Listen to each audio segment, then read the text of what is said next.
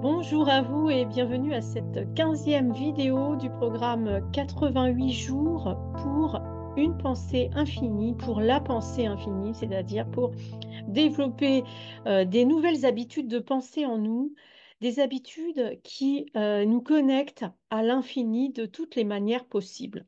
Et aujourd'hui, je vous propose de vous parler de l'abondance infinie parce que voilà, il y a beaucoup de gens et encore moi aussi parfois, on se trouve dans des situations où on a l'impression de manquer d'argent, de ne pas avoir assez. Alors déjà, première chose, au niveau de l'abondance, on ne parle pas forcément d'argent quand on parle d'abondance, c'est-à-dire que être capable de reconnaître l'abondance tout autour de nous, c'est quelque chose de très important, et notamment dans la nature. Quand vous regardez les arbres, les plantes, les feuilles, euh, les, euh, les brins d'herbe, il y a une abondance, une infinité de végétaux, une infinité de feuilles, de brins d'herbe, d'arbres dans une forêt, de gouttes d'eau dans la mer.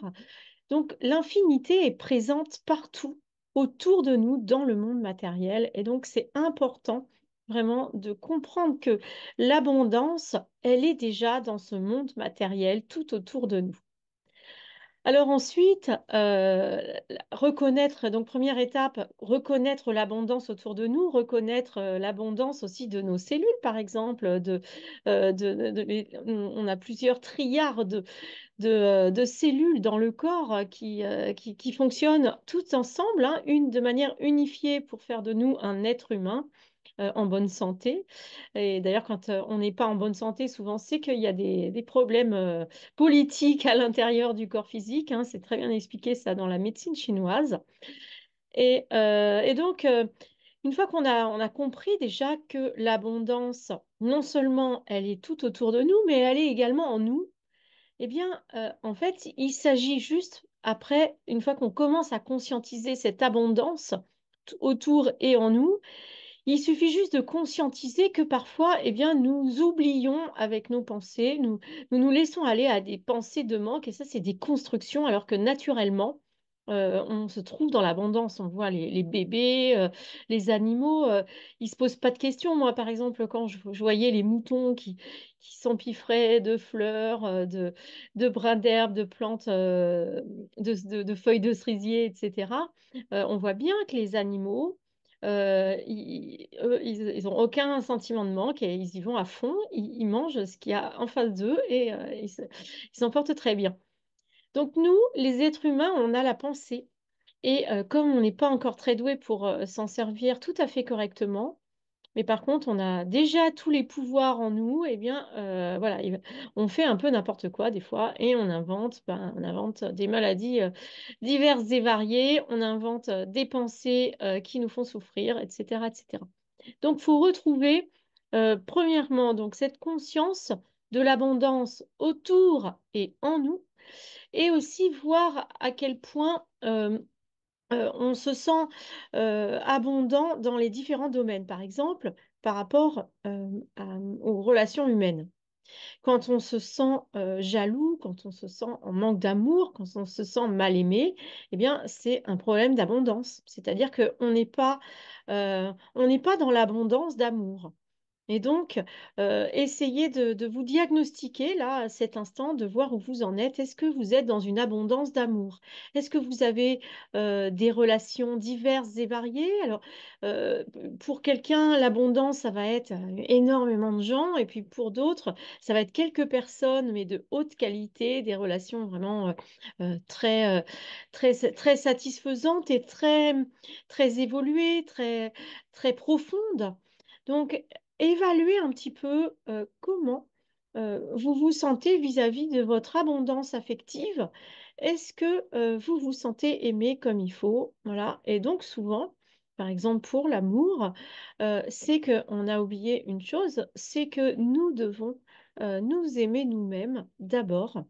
Et quand on est suffisamment conscient d'être une personne aimable, une personne digne d'être aimée, eh bien, à ce moment-là, les autres s'approchent de nous et viennent nous aimer, viennent nous courtiser, rechercher notre compagnie, rechercher notre contact. Et voilà, donc ça, c'est une chose au niveau de l'amour. Donc, faites votre évaluation, réfléchissez à ce que ça représente pour vous, l'abondance affective et l'abondance d'amour, hein, c'est presque la même chose. Dans l'abondance affective, je mets vraiment tout type de relations, hein, les relations bien sûr de couple, mais pas que, les relations également familiales, les relations dans le cadre de notre travail, hein, les relations, bien sûr, avec le monde entier. Est-ce que vous aimez les gens, par exemple? Est-ce que vous avez assez d'amour en vous et de conscience d'être l'amour pour être capable d'aimer même ceux qui, au départ, ne vous semblent pas aimables? Vous voyez, c'est-à-dire, Grabovoi disait, non, je ne sais plus qui c'est qui disait ça, mais que Dieu aimait tout le monde, pas seulement les gens, entre guillemets, les gens bons, gentils, bien comme il faut. Dieu aime tout le monde, aime les gens qui font n'importe quoi, les gens qui souffrent, les gens qui se retrouvent en prison parce que, ils ont tué quelqu'un ou ils ont blessé des gens, voilà, etc. Donc, êtes-vous capable d'aimer tout le monde? Ça, c'est vraiment une question superbement importante dans l'abondance parce que ça va de pair avec l'abondance financière aussi, hein, parce que qu'est-ce que c'est que l'argent au départ? Au départ, l'argent, c'est c'est c'est un échange de quelque chose qu'on a fait ou quelque chose qu'on fait pour quelqu'un et contre une autre chose dont l'autre personne a et vous n'avez pas. C'est en gros, c'est à la base, les échanges, c'est donc du troc et voilà, on échangeait, je ne sais pas moi, une arme contre un panier de légumes ou de fruits. Vous voyez, l'idée, c'est que les relations euh, l'argent, il est là juste pour quantifier les relations qui sont très nombreuses, vu qu'on est très nombreux sur la Terre, et donc le système, au fur et à mesure, il s'est complexifié.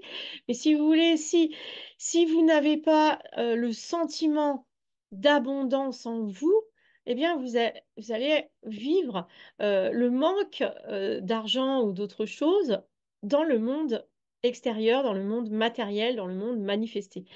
Donc, comme tout à l'heure on disait, voilà, il faut s'aimer soi-même, il faut vraiment s'envoyer de l'amour d'abord à soi et vérifier qu'on s'aime assez. Et quand on s'aime assez, eh bien, on trouve évident que les autres finalement viennent nous aimer, nous apprécier, rechercher notre compagnie. Eh bien, c'est pareil pour l'argent. Déjà, est-ce que vous aimez l'argent? Est-ce que vous aimez les biens matériels? Est-ce que vous aimez dépenser votre argent? Comment vous aimez dépenser votre argent? Est-ce que vous ne gaspillez pas, hein? Parce que moi, j'ai vu beaucoup de gens là qui n'avaient jamais d'argent, qui se plaignaient beaucoup de ça et qui le dépensaient n'importe comment, quoi, qui le gaspillaient, qui l'utilisaient à mauvais escient. Vous savez, c'est comme l'histoire des trois vœux là, avec l'histoire de c'est un couple qui rencontre une fée qui leur dit, bah voilà, vous avez trois vœux à faire. Alors le mari il dit, oh, je veux un chapelet de saucisse. Et alors là, sa femme, elle lui dit, oh, mais tu parles trop vite, tu mériterais que le chapelet de saucisse se colle à ton nez. Donc, qu'est-ce qui se passe? Deuxième vœu, le chapelet de saucisse. La femme qui dispute son mari, eh bien, le chapelet de saucisse se colle au nez du mari. Et donc, eh bien, la troisième solution, ça va être de demander euh, à la fée de décrocher le chapelet de saucisse du nez. Voilà. Et donc, comment utilisons-nous l'argent? Alors, il y a aussi toute une histoire là sur le rapport des hommes à l'argent, les rapports des femmes à l'argent, hein, bien sûr, c'est une caricature, bien sûr, mais on peut vraiment se poser la question de comment nous utilisons l'argent. Voilà, donc si vous... également, il y a l'idée dans l'abondance, que ce soit l'abondance d'argent ou l'abondance matérielle, c'est est-ce qu'on sait apprécier ce qu'on a déjà? Ça, c'est très, très important. Souvent, surtout les Français, on se plaint pas mal que ça va pas, mais on est déjà tous dans l'abondance, hein. Je dis tous parce que vraiment, la plupart des gens, on est dans l'abondance. Mais voilà, tout ça, c'est bien sûr empêché par la société de consommation qui nous fait croire, si on n'y réfléchit pas, qu'on a besoin de ci, qu'on a besoin de ça, alors que souvent, ben, on n'a pas forcément besoin. Alors déjà, euh, comme pour... euh, comme pour l'amour tout à l'heure, ce que je vous proposais de réfléchir sur comment vous aimez, essayez de réfléchir à comment vous vous comportez vis-à-vis de l'argent. Par exemple, il y a des gens, donc, comme dans l'histoire avec le chapelet de saucisse, moi j'ai vu des gens, par exemple, qui supportaient pas trop quand on leur donnait de l'argent, on sentait que ça les mettait mal à l'aise de toucher un billet de banque. Donc, si vous êtes dans cet état-là, c'est-à-dire si de recevoir de l'argent ou de toucher de l'argent, ça vous fait peur, ça vous horrifie, ça vous dégoûte même, eh bien, vous n'aurez jamais d'argent. Il faut apprendre quand même à accueillir l'abondance, accueillir aussi l'argent. Il faut être capable vraiment de se dire, est-ce que si je gagne beaucoup d'argent, est-ce que je vais être content de moi? Parce qu'il y a des gens qui pensent que quand on a beaucoup d'argent, c'est qu'on est malhonnête, c'est qu'on est louche, c'est qu'on profite des autres. Voilà, donc il y a beaucoup de gens qui pensent ça. Donc, est-ce que vous pensez que les riches sont obligatoirement des gens mauvais et malhonnêtes? Donc, si vous pensez ça, vous n'aurez jamais d'argent. Voilà. Donc, il y a tout un tas de choses, d'idées limitantes, qui peuvent empêcher finalement les gens de vivre dans l'abondance. Donc, dans l'abondance d'amour, c'est pareil, hein.